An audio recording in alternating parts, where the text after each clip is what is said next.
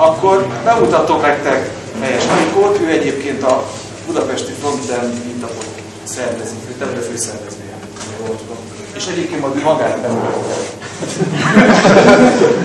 Sziasztok, Fejes Anikó vagyok, és a budapesti Frontend meetupot szervezem. Hoztam nektek egy kis jQuery helyett egy kis CSS varázslást, azt elmondom még nektek is, hogy idefele a vonatúton kivettem 3 szlájdot az előadásomból, ami arról szólt, hogy hogy kell jQuery helyett inkább vanilla JavaScript-et használni, mert úgy éreztem, hogy nem fog beleférni, és most valamire örültem neki, hogy kivettem, mert az előző előadás ezt jól ezt mind elmondtam. Úgyhogy most kellemetlen helyzetben lennék, ugyanezt még egyszer elmondani. De helyette akkor most nem vanilla JS-t hozok jQuery helyett, hanem CSS-t hozok nektek. És rögtön az elején lerölöm a poént, hogy ez nem működik, hogy a példa, amit hoztam nektek, az egy kézzel készített prezentáció, ami HTML-ben és CSS-ben van megírva, és nem használ JavaScript-et, meg jQuery-t, meg semmi ilyesmi. És ő lesz a példa, amit majd bemutatok nektek. De egy kicsit az elején azért még magyarázkodok, hogy miért vettem előtt egyáltalán ilyen hülyeségekre, ilyen pervers dolgokra, hogy prezentációt írjak HTML-ben, meg CSS-ben. És itt igazából ugye az a lényeg, hogy kísérletezni kell, mert hogy úgy tudja az ember megismerni minden jobban az eszközöket, amiket használ, és érdemes ilyenekkel játszani.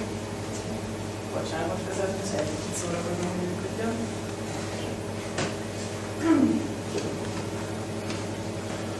Ez a másik kísérletezés, hogy lehet tab-balról szerveket irányítani, ahogy a példa mutatja sehogy, de ezt én próbálkozom. Igen, szóval kísérletezni érdemes az eszközökkel, mert attól ismerjük meg őket. Ugye mostában menő téma ez, hogy minél kevesebb JavaScript-et használjunk, szoktak el ilyen érveket felhozni, hogy akkor ezek a hatalmas JavaScript library-k mekkorák, hatalmas fájletöltések vannak, sok fájlt kell letölteni, és ez milyen rossz nekünk. Ez nekem egy kicsit így furcsa, mondjuk abban a kontextusban, hogy közben meg hatalmas képeket töltünk a weboldalainkhoz, meg van ott aztán tényleg minden, amellett még egy JavaScript library az igazából annyira sokat nem számít. Meg mint ahogy az előbb is hallhattátok, ezek azért olyan sebességkülönbségek is, amik így tök észre nem vehetőek egy átlagos felhasználó szemszögéből. Illetve szokták még ugye azt is mondani, hogy főleg, hogy amíg nem töltődnek le a JavaScript fájlok, addig mindenki JavaScript nélkül böngészi az oldaladat. Tehát érdemes arra is felkészülni, de hát ez egy ilyen jó persze. Meg igazából van 1% felhasználó mindig, akiknek ki lesz kapcsolva a JavaScript, és akkor ők vagy nem látják azt a JavaScript-tel felturbózott élményt, amit te elképzeltél nekik, de hát 1% az azért annyira nem nagy szám, meg igazából azokból a technológiákban is, amiket most mutatni fogok nektek, azért ennél lehet, hogy egy kicsit nagyobb százalékot vesztünk mondjuk ilyen Explorer támogatottságban, meg ilyesmikben. Akkor ugye nézni, hogy az Explorer 7, meg 8, meg 9 felhasználók azok nem alapul fognak halni, mint a kikapcsolt JavaScript-tel böngészőt valamelyik emberképpen. Erről majd térjünk vissza néhány év múlva. Igazából engem valahogy nem ezek irányítanak, főleg az ilyesmi kísérletezésben, hanem egyszerűen az, hogy érdemes azért megismerni más eszközénket is úgy, és ismerni a lehetőségeiket. Mert hogy igazából interakciókat kezelni valamilyen szinten azért CSS-sel is, JavaScript nélkül is meg tudjuk ezt oldani. Tud egy csomó olyan dolgot a CSS, amire így elsőre így nem gondolnánk, hogy na, akkor ezt most megoldom CSS-sel, hanem elsőre azt gondoljuk, hogy felcsapjuk a Google-t és keresünk hozzá egy jQuery plugin-t, és az így sokkal egyszerűbb, azt mindenki megszokta, meg ahogy mondtátok, azt mindenki ismeri, azzal mindenki tud együtt dolgozni. Könnyen mondjuk egy csapatban is ilyesmi témákkal együtt dolgozni, de pont az ilyen reflexeket azt így érdemes egy kicsit néha átgondolni, és néha egy kicsit jobban belegondolni, hogy pontosan mi is az, amit el akarunk érni, és mik azok a megfelelő eszköz arra. És nem nyomkodom az órámat tovább. És tehát szerintem az nagyon fontos, hogy kísérletezzünk az eszközeinkkel, mert hogy abból még, hogy mondjuk ismerjük betéve a specifikációkat CSS-ből, meg HTML-ből, abból még nem biztos, hogy kiderül a számunkra, hogy konkrétan mikre is lehet használni ezeket az eszközöket, mert azt nem fogják senki expliciten kimondani a specifikációban, hogy mondjuk egy hover pseudo osztállyal mit tudsz kezdeni, azon kívül, hogy mondjuk más színű lesz a linked, amikor fölégszed az egeret. Pedig azért egy csomó más lehetőség van ebben. És ahhoz, hogy ezek az lehetőségek kibukjanak, ehhez kell ez a kis perverzió, hogy az ember így próbáljon még egy lépéssel tovább menni, meg még egy kicsit máshogy használni az eszközeit, meg jobban megismerni. És azáltal, hogy jobban megismered az eszközeidet, azáltal jobb döntéseket tudsz hozni, hogy pontosan a konkrét feladathoz milyen eszközt választasz. És mik is konkrétan ezek az eszközök, amikről most beszélek, amik kellenek nekünk ahhoz, hogy mondjuk egy prezentációt meg tudjunk élni JavaScript nélkül, vagy bármilyen interakciót tudjunk kezelni simán CSS-sel. Egyrészt ugye tudnunk kell, hogy milyen állapotban van éppen a felhasználói felületünk, hogy a felhasználónk az merre kattintott éppen, merre van az egere, mifölé hoverelt, vagy ilyesmi. Ehhez majd lesz egy csomó pseudo osztályunk, amihez segít minket. Aztán nagyon jól fognak jönni nekünk a testvér kombinátor szelektorok is, amik arra lesznek majd jók, hogy ugye mondjuk tudjuk egy elem tárolja azt, hogy milyen állapotban van az adott felhasználói felületünk, nem konkrétan azt az elemet akarjuk formázni, hanem attól függően valami mást az oldalon megjeleníteni, eltüntetni, ilyesmit, és ehhez kell majd testvérszalektorok. Illetve ha már egyszer megtehetjük, akkor miért ne animáljuk is ezeket az állapot átmeneteket. Ez most már a 10-es Explorer-től fölfele, meg minden oldalon is böngészőben tök jól működik, tehát tranzíciókat, animációkat használni, arra is láttatok példát az előtt. És sok minden más is van mellette. Menjünk bele egy kicsit jobban, hogy mi volt ez az állapot dolog, amiről beszéltem. Ugye, hogyha a frontendhez nyújtatok már, gondolom, hogy hover pseudo osztályt biztosan használtatok már, ha csak annyira is, hogy tényleg linkeket átszínezni, de azért ebben is egy csomó plusz potenciál van. Ugye ezeket az első sort ezt úgy is hívják, hogy user action pseudo osztály, és ez nem véletlen, ugye ezáltal tudunk CSS-ből rászelektálni bizonyos elemekre az alapján, hogy a felhasználó éppen mit interaktál vele. Például biztosan csináltatok már hoverrel képcserélőket, vagy drop-down menüket, amikre szintén nagyon sok jQuery plugin meg JavaScript-es megoldás van, főleg régen mindenki ezeket használta, de hogyha egy egyszerű esetben, ahol nincsenek speciális elvárásaink, ott simán lehet ezeket csak CSS-ben megoldani. Tudjuk, hogy éppen ott hoverel az egér, akkor tudunk annak megfelelően képet cserélni, vagy lenyitni egy menüt. De persze itt is nem azt mondom, hogy csak és kizárólag CSS-sel kell innentől kezdve ilyeneket használni, hanem tényleg itt is vannak olyan dolgok, hogyha például azt akarod, hogy szépen animáljon az a képcserélés Explorer 9-ben is például, vagy hogyha úgy akarod lenyitni azt a menüt, hogyha elmegy felőle az egér, akkor ne csukodjon be azonnal, akkor már JavaScript-hez kell nyúlni, tehát itt vannak azért korlátai ennek a technológiának, de simán meg lehet ilyeneket CSS-ben csinálni. Aztán van a fókusz, az ugye elsőre nem tűnik annyira izgalmasnak ebben a témában, viszont ha megnézitek, nem az órámat mutatom, hanem a tab-bal billentyűzetem, ami ugye azt csinálja, hogy tab-bal tudunk végigugrálni a fókuszálható területeken a HTML-ben. Itt is valami ilyesmi fog történni, de ezt majd meglátjátok. Szóval azt is érdemes megjegyezni, hogy ezzel is lehet játszani. Aztán az ennél még egy izgalmasabb témát, azok a target és a check pseudo szelektorok.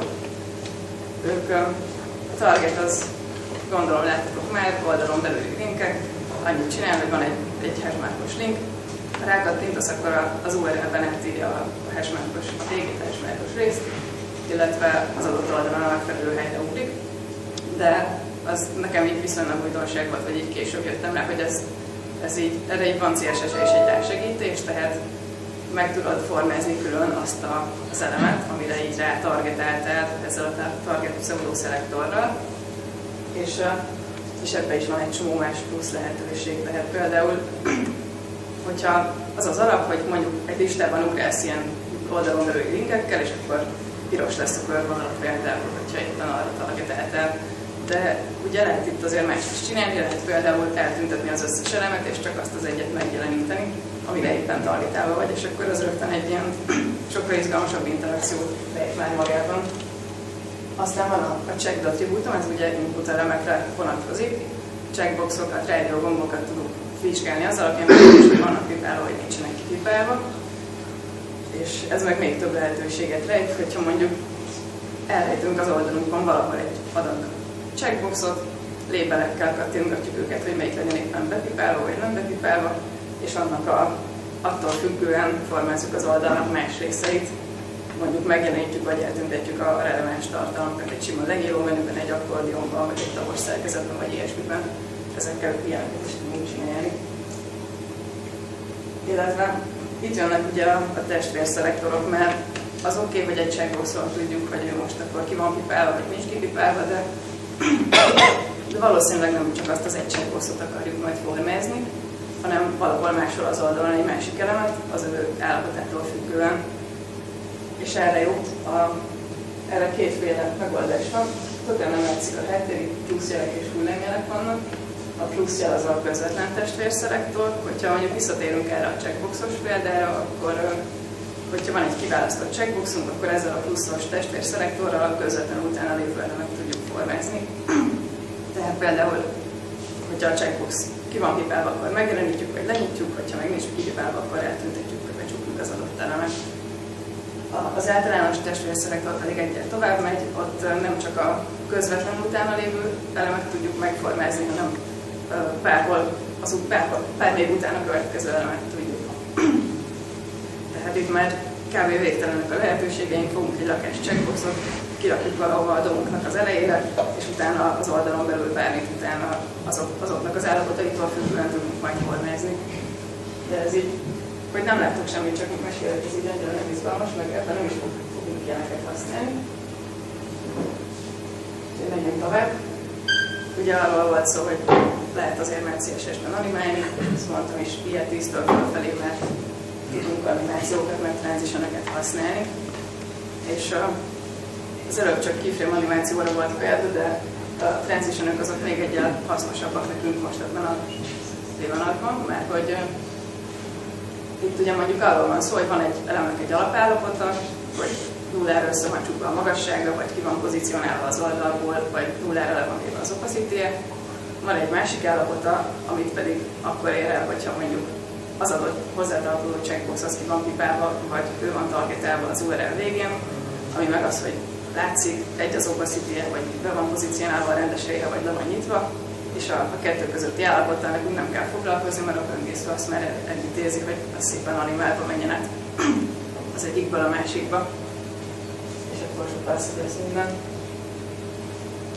De akkor így hagyjuk is a mesélést, és nézzük, hogy ebben a konkrét esetben ezek hogy működnek.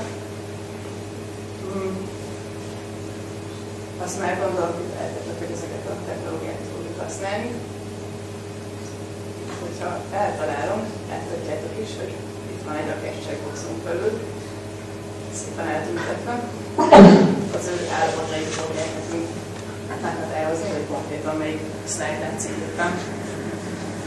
És hogyha eltalálom, hogy melyik állapotban vagyunk, azt látjátok, hogy ő ott éppen fókuszálva van, ott van a kis outline-ja, tehát rajta van a fókuszal, hozzá tartozó dia látszik éppen.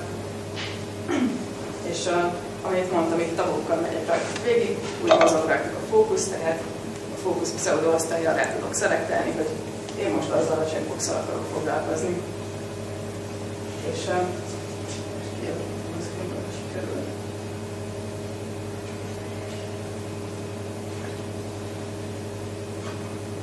És megmutatom, hogy itt vannak.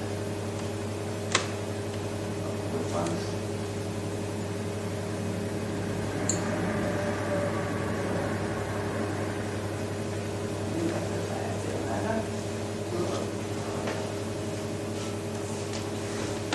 Van egy rakás checkboxunk, kint a kódnak az elején, hogy utána a testvérszerektorok az utána a következő dolgokat el tudjuk érni.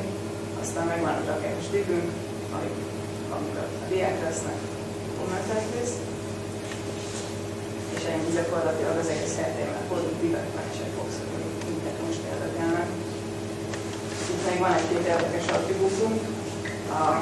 Az autofókusz ugye annyit csinál, hogy amikor betöltjük az oldalt, akkor rögtön az első checkbox fogja megkapni a fókuszt, és ezért az első dia látszódik majd.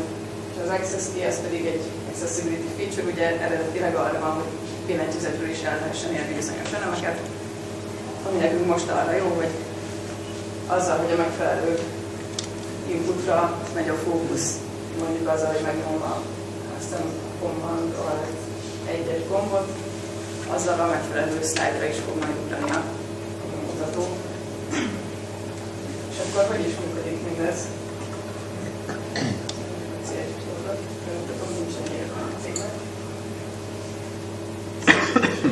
Nagyon izgalmas. És így többé megcsinálja.